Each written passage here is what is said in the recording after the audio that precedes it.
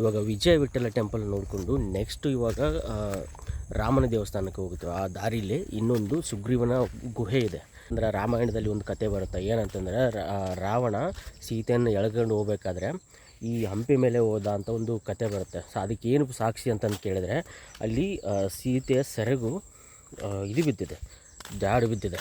Okay, ಅದನ್ನು ನಾನು ತೋರಿಸ್ತೀನಿ. ಮತ್ತು ಸುಗ್ರೀವನ ಗುಹೆ ತೋರಿಸ್ತೀನಿ, ಮತ್ತು ರಾಮನ ಮಂದಿರ ತೋರಿಸ್ತೀನಿ. ಬನ್ನಿ ಹೋಗೋಣ. ಈ ಹಿಂದೂ ಧರ್ಮದಲ್ಲಿ ಒಂದು ಕಥೆಗಳು ಇರ್ತವೆ. ಆಲದ ಮರ ಎಷ್ಟು ಪವಿತ್ರ ಅಂತಂದು ಎಲ್ಲರಿಗೂ ಗೊತ್ತಿರುತ್ತೆ. ಆಲ ಮರ, ಅರಳಿ ಮರಗಳು ಎಷ್ಟು ಪವಿತ್ರ ಅಂತ ಗೊತ್ತಿರುತ್ತೆ. ಸೊ ಅದೇ ಥರದ್ದು ಇಲ್ಲೊಂದು ಅಡಿಕೆ ಮರ ಅಂತ ಬರುತ್ತೆ. ಇಲ್ಲಿ ಎಲ್ಲಿಂದ ವಿಜಯ ವಿಠ್ಠಲ ಟೆಂಪಲಿಂದ ಇವಾಗ ಸುಗ್ರೀವ ಗುಹೆ ಕಡೆ ಹೋಗಬೇಕಾದ್ರೆ ಇಲ್ಲೊಂದು ಮರ, ಅರಕೆ ವೃಕ್ಷ, ಇಚ್ಛಾ ವೃಕ್ಷ ಅಂತ ಕರೀತಾರೆ. ಸೊ ಇಲ್ಲಿ ಏನಾದರೂ ಅಂದ್ಕೊಂಡು ಅರಕೆ ಕಟ್ಟಿದರೆ, ಆ ಬಟ್ಟೆಯಲ್ಲಿ ಕಟ್ಟಿದರೆ ಅವರು ಅಂದ್ಕೊಂಡಿದ್ದೆಲ್ಲ ಈಡೇರುತ್ತೆ ಅನ್ನೋ ಒಂದು ಹಿಂದೂ ಧರ್ಮದಲ್ಲಿ ಒಂದು ನಂಬಿಕೆ ಇದೆ.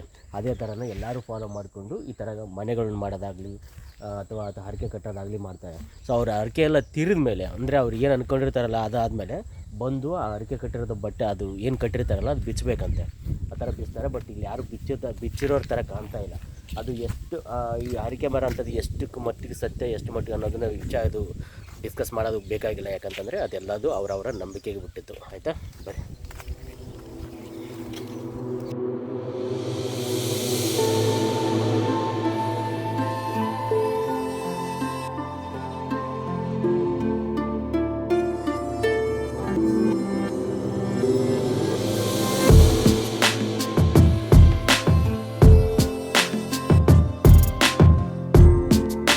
ಈ ಆ ನದಿ ಐತಲ್ಲ, ನದಿ ಆ ಕಡೆ ಹೋಯ್ತಪ್ಪ ಅಂದರೆ ಕೊಪ್ಪಳ ಡಿಸ್ಟಿಕ್ಕು, ನದಿ ಈ ಕಡೆ ಬಂತಪ್ಪ ಅಂದರೆ ವಿಜಯನಗರ ಡಿಸ್ಟಿಕ್ಕು. ಇದಕ್ಕೆ ಮುಂಚೆ ಬಳ್ಳಾರಿ ಡಿಸ್ಟಿಕಲ್ಲಿ ಇರ್ತಿತ್ತು. ಈ ವಿಜಯನಗರ ಅಂತ ಒಂದು ಡಿಸ್ಟಿಕ್ ಆಗಿರೋದ್ರಿಂದ ಈ ಸಪ್ರೇಟ್ ಆಗಿದೆ. ಎಲ್ಲ ಇತ್ತು ಜಾಗ ಇದೇನಾ? ಅಲ್ಲ, ಯಾವ ಸೈಡು ನಡಿ ಹೋಗ. ಅಲ್ಲ, ಸೊ ಇವಾಗ ನಾವು ಬಂದಿರೋದು ಅಲ್ಲಿ ಸುಗ್ರೀವ ಗುಹೆ. ಸುಗ್ರೀವ ಮತ್ತು ವಾಲಿ ಅಂತೂ ಕೇಳಿರ್ತಾರೆ. ಅವರು ಏನೋ ವಾನರ ರಾಜರವರು, ಅಣ್ಣ ತಮ್ಮರು, ವಾನರ ಕಿಂಗ್ಗಳು, ಅಂದರೆ ವಾನರ ರಾಜರುಗಳವರು. ಸೊ ಅವ್ರ ಕತೆ ಏನಂತಂದರೆ, ವಾಲಿ ಸುಗ್ರೀವ ಒಂದು ಮಾಯಾವಿ ರಾಕ್ಷಸನ ಕೊಲ್ಲಕ್ಕಂತ ಹೋಗಿರ್ತಾರೆ. ಕೊಲ್ಲಕ್ಕಂತ ಹೋಗೋ ಟೈಮಲ್ಲಿ ವಾಲಿ ಏನು ಮಾಡ್ತಾನೆ, ಒಳಗೆ ಹೋಗ್ತಾನೆ. ಅವ್ರ ತಮ್ಮ ಸುಗ್ರೀವಾಗ ಏನು ಹೇಳಿರ್ತಾನೆ, ಹೊರಗೆ ನಿಂತ್ಕೊಂಡು ನೀನು ಯಾರಾದರೂ ಬಂದರೆ ನೋಡ್ಕೊತಾ ಇರೋ ಅಂತಂದು ಹೇಳಿ ಹೋಗ್ತಾನೆ. ಸೊ ಆ ಹೇಳೋ ಟೈಮಲ್ಲಿ ವಾಲಿ ಒಳಗಡೆ ಹೋಗಿ ಆ ಮಾಯಾವೆಂಬ ರಾಕ್ಷಸನ ಕೊಲೆ ಅದು ಅದ್ರ ಜೊತೆ ಫೈಟಿಂಗ್ ಆಡ್ತಿರ್ಬೇಕಾದ್ರೆ ಫುಲ್ಲು ಆ ಮಾಯಾವಂಬಿ ರಾಕ್ಷಸ ಏನಾಗುತ್ತೆ, ಕಿರ್ಚಾಡ್ತಿರುತ್ತೆ. ಅದು ವಾಲಿಯು ಧ್ವನಿಲಿ ಕಿರ್ಚಾಡ್ತಿರುತ್ತೆ. ಅವನು ಏನಾಗಿರುತ್ತೆ, ವಾಲಿ ಧ್ವನಿಲಿ ಕಿರ್ಚಾಡ್ತಿರ್ಬೇಕಾದ್ರೆ ಇವನು ಸುಗ್ರೀವ ಏನು ಅನ್ಕೊಂತಾನೆ, ಓಕೆ ವಾಲಿ ಸತ್ತಿರಬೇಕು, ಅಕಸ್ಮಾತ್ ಇದೇನಾದರೂ ಮಾಯಾಂಬಿ ರಾಕ್ಷಸ ಹೊರಗಡೆ ಬಂತಪ್ಪ ಅಂದರೆ ಮತ್ತೆ ಎಲ್ಲರನ್ನೂ ಇಲ್ಲಿ ಊರಲ್ಲ ಎಲ್ಲರನ್ನೂ ಕೊಲ್ಲುತ್ತಂತೇಳಿ ಆ ಸುಗ್ರೀವ ಆ ಗುಹೆಗೆ ಏನು ಮಾಡ್ತಾನೆ, ಒಂದು ದೊಡ್ಡ ಕಲ್ಲು ಬಂಡೆ ಇಟ್ಟು ಹೊರಗಡೆ ಬರ್ತಾನೆ. ಸೊ ಹೊರಗಡೆ ಬಂದು ಇಲ್ಲಿ ರಾಜ್ಯನ ಆಳ್ತಿರ್ತಾನೆ. ಯಾಕಂತಂದರೆ ವಾಲಿ ಸತ್ತೋಗಿರ್ತಾನೆ ಅಂದ್ಕೊಂಡಿರ್ತಾನೆ.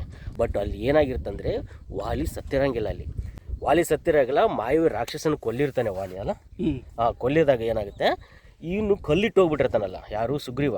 ಸೊ ಅವಾಗ ಏನಾಗುತ್ತೆ, ಇವನು ನನಗೆ ಮೋಸ ಮಾಡಿದಾನೆ ಅಂತಂದೇಳಿ ಆ ಕಲ್ಲನ್ನೆಲ್ಲ ಬಂಡೆನೆಲ್ಲ ಹೊಡ್ಕೊಂಡು ಹೊರಗೆ ಬಂದು ನೋಡಬೇಕಾದ್ರೆ ಈ ಸುಗ್ರೀವ ಆಲ್ರೆಡಿ ಇಲ್ಲಿ ಏನು ಮಾಡ್ತಿರ್ತಾನೆ, ರಾಜ್ಯನ ಆಳ್ತಿರ್ತಾನೆ ಆಲ್ರೆಡಿ ಅವನು. ಆಯಿತಾ, ಇವನು ನನಗೆ ತಮ್ಮ ಆದ್ರೂ ನನಗೆ ಮೋಸ ಮಾಡಿದಾನೆ ಅಂತೇಳಿ ಇವನ ಜೊತೆ ಫೈಟಿಂಗ್ ಮಾಡಿ ಅವನು ಬಹಿಷ್ಕಾರ ಆಗಿಬಿಡ್ತಾನೆ ಅಲ್ವಾ, ಊರಿಂದ ಬಹಿಷ್ಕಾರ ಹಾಕ್ಬಿಡ್ತಾನೆ, ರಾಜ್ಯದಿಂದ ಬಹಿಷ್ಕಾರ ಹಾಕ್ಬಿಡ್ತಾನೆ. ಸೊ ಅವಾಗ ಏನಾಗುತ್ತೆ ಅಂತಂದರೆ, ರಾಮನ ಮೀಟ್ ಆಗ್ತಾರೆ. ರಾಮನ ಭೇಟಿಯಾಗಿ ಅವ್ರ ಹೆಲ್ಪ್ ತೊಗೊಂಡು ಈ ವಾಲಿನ ಕೊಲ್ತಾರೆ. ಇನ್ನೊಂದು ವಾಲಿಗೆ ಒಂದು ವರ ಇರುತ್ತೆ. ಏನಂತಂದರೆ, ಅವನ ಜೊತೆ ಯಾರಾದರೂ ಆಪೋಸಿಟ್ ಫೈಟ್ ಮಾಡ್ತಾ ಇರಬೇಕಾದ್ರೆ ಒಂದು ಅರ್ಧ ಶಕ್ತಿ ಎಲ್ಲರೂ ವಾಲಿಗೆ ಬಂದಾಗ ಟ್ರಾನ್ಸ್ಫರ್ ಆಗಿಬಿಡುತ್ತೆ. ಆ ಥರ ಇರಬೇಕಾದ್ರೆ ಇವನು ಫೇಸ್ ಟು ಫೇಸು ಯುದ್ಧ ಮಾಡೋದು, ಫೈಟಿಂಗ್ ಮಾಡೋದು ಅತಿ ಕಠಿಣವಾದ ಕೆಲಸ ಆಗಿರುತ್ತೆ. ಆಯಿತಾ. ಸೊ ಹಾಗಾಗಿ ರಾಮ ಏನು ಮಾಡ್ತಾನೆ, ಸುಗ್ರೀವನ್ನ ಮುಂದೆ ಬಿಟ್ಟು ಹಿಂದಲ್ಲಿಂದ ಬಾಣ ಹೊಡಿತಾನೆ. ಯಾಕಂತಂದರೆ ಧರ್ಮರಕ್ಷಣೆಗಾಗಿ ಇವನ್ನ ಕೊಲ್ಲಲೇಬೇಕಾಗಿರೋ ಪರಿಸ್ಥಿತಿ ರಾಮಗೆ ಬಂದಾಗ ಸುಗ್ರೀವನ್ನ ಕೊಲೆ ಮಾಡ್ತಾನೆ. ಸೊ ಇದಿಷ್ಟು ರಾಮಾಯಣದ ಕಥೆಗಳು.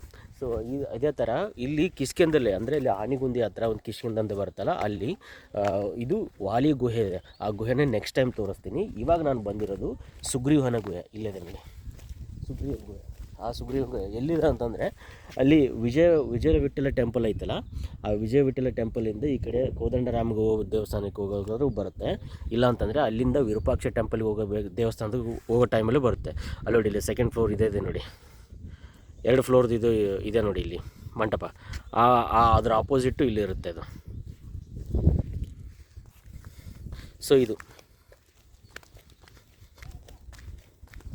ಪುಷ್ಪಕ ವಿಮಾನದಲ್ಲಿ ರಾವಣ ಸೀತೆಯನ್ನು ಅಪಹರಣ ಮಾಡ್ಕೊಂಡು ಹೋಗ್ಬೇಕಾದ್ರೆ ಅವ್ರದ್ದು ಜ್ಯುವೆಲರಿ ಅಂದರೆ ಏನಾದರೂ ಒಂದು ಬಂಗಾರದ ಒಡವೆಗಳನ್ನು ಬಿಸಾಕ್ತಾರಲ್ಲ, ಅದು ಇದೇ ಏರಿಯಾದಲ್ಲಿ ಅಂತ ಹೇಳ್ತಾರೆ.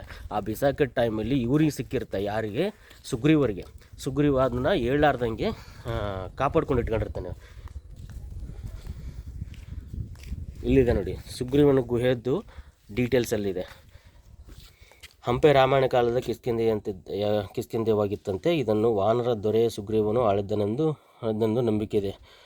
ಹಂಪೆ ಪ್ರದೇಶದಲ್ಲಿನ ತುಂಗಭದ್ರಾ ನದಿಗಳು, ಬಲದಂಡೆಗಳು, ಬೆಟ್ಟದ ಇಳಿಜಾರಿನ ಬಂಡೆಕಲ್ಲುಗಳು, ಬೆಟ್ಟದಲ್ಲಿ ಇರುವ ಕಿರಿದಾದ ಗುಹೆಗಳು ಸುಗ್ರೀವನ ಗುಹೆ. ಈ ಗುಹೆಗಳಿಗೆ ಸಣ್ಣ ಕಟ್ಟೆ ಇದ್ದು ಅದರ ಮೇಲೆ 2 ಪಾದಚಿಹ್ನೆ ಇದೆ. ಇಲ್ಲಿಯೇ ಸುಗ್ರೀವನು ರಾಮನಿಗೆ ಸೀತೆಯ ಆಭರಣಗಳನ್ನು ತೋರಿಸಿದೆಂದು ರಾವಣನು ಪುಷ್ಪಕ ವಿಮಾನದಲ್ಲಿ ಹೊತ್ತೊಯ್ಯುವಾಗ ಸೀತೆಯ ದಾರಿಯ ಗುರುತಿಗಾಗಿ ಈ ಆಭರಣವನ್ನು ಎಸೆದಿದ್ದಳೆಂದು ಹೇಳಲಾಗುತ್ತದೆ. ಈ ಗುಹೆ ಬಹುದೂರವರೆಗೂ ಬಂಡೆಕಲ್ಲಿನ ಮೇಲೆ ಬೆಣಚುಕಲ್ಲಿನ ಶಿಲಾಪದರವು ಕಂಡುಬರುತ್ತದೆ. ಈ ಶಿಲಾಪದರವನ್ನು ಸೀತೆ ಸೆರಗು ಎಂದು ಕರೆಯಲಾಗುತ್ತದೆ. ರಾವಣ ಸೀತೆಯನ್ನು ಹೊತ್ತೊಯ್ಯುವಾಗ ಅವಳ ಸೆರಗು ಈ ಬಂಡೆಗೆ ಸೋಂಕಿ ಗುರುತಾಗಿ ಮಾರ್ಪಟ್ಟಿತೆಂಬುದು ಸ್ಥಳೀಯ ಐತಿಹಾಸಿಕ. ಇದು ಹೇಳಂದಲ್ಲ, ಅದು ಇದೆ ನೋಡಿ ಗುರುತು, ಇಲ್ಲಿದೆಲ್ಲ ಇದೆ, ಸೀತೆ ಸೆರಗು ಅಂತಂದು ಹೇಳ್ತಾರೆ. ಇದು ಹೋಗುತ್ತಲ್ಲ, ಇದು ಅಲ್ಲಿ ತನಕ ಹೋಗುತ್ತಲ್ಲ, ಇದು ಸೀತೆ ಸೆರಗು. ಇದು ವಾಲಿ ಗುಹೆ.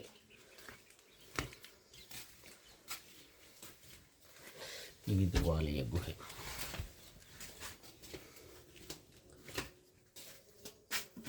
ಅಲ್ಲಿ ನೋಡಿ, ಅಲ್ಲಿದ್ದಾವಲ್ಲ ಪಾದಗಳಿದ್ದಾವೆ. ಇದರಲ್ಲಿ ವಾಲಿ ಇರುತ್ತೆ ಇದ್ನಂತೆ.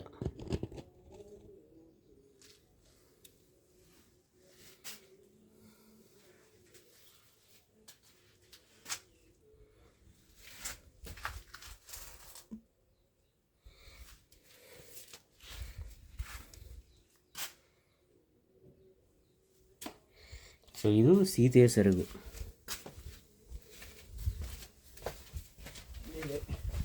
ಇದು ಇಲ್ಲಿ ಹೋಗುತ್ತಲ್ಲ, ರಾವಣ ಸೀತೆಯನ್ನು ಎಳ್ಕೊಂಡು ಹೋಗ್ತಾ ಇರಬೇಕಾದ್ರೆ ಸೀತೆಯ ಸೆರಗು ಇಲ್ಲಿ ಏನು ಸೀತೆಯ ಸೆರಗು ಹೆಜ್ಜೆ ಇಲ್ಲಿ ಮೂಡಿದೆ ಅಂತ ಹೇಳ್ತಾರೆ. ಇದು ರಾಮಾಯಣದ ಪ್ರಕಾರ ಇಲ್ಲಿ ಇರ್ತಕ್ಕಂಥ ಕಥೆ ಇದು. ಇಲ್ಲಿಂದ ಆ ಕಡೆ ಹೋದರೆ ಅಲ್ಲಿ ಕೋದಂಡ ರಾಮನ ಟೆಂಪಲ್ ಸಿಗುತ್ತೆ. ಸೊ ಅಲ್ಲಿಗೆ ಹೋಗಿ ಬರೋಣ ಇವಾಗ.